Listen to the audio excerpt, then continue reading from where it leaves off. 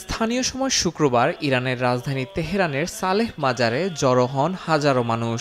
মাথার উপর রোদ, পায়ের নিচে ফাটা মাটি। বৃষ্টির জন্য প্রার্থনা করেন তারা।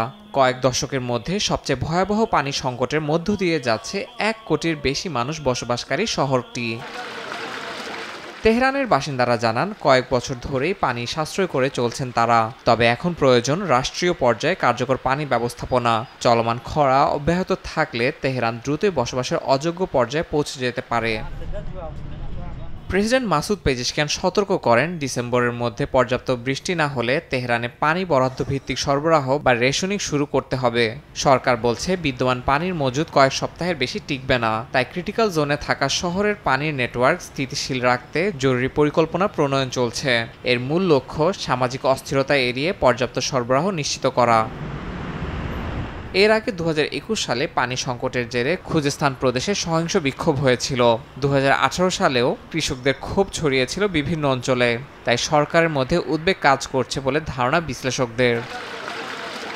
বিশেষজ্ঞদের মতে সংকট শুধু কম বৃষ্টিপাতের কারণে নয়, দীর্ঘদিনের অব্যবস্থাপনা যেমন অতিরিক্ত বাঁধ নির্মাণ, অবৈধ কূপ খনন, অদক্ষ চাষাবাদ এসবই দেশজুড়ে পানির মজুদ ফুরিয়ে দিয়েছে। ইয়াসিন মোহাম্মদ জিসান, সময় সংবাদ।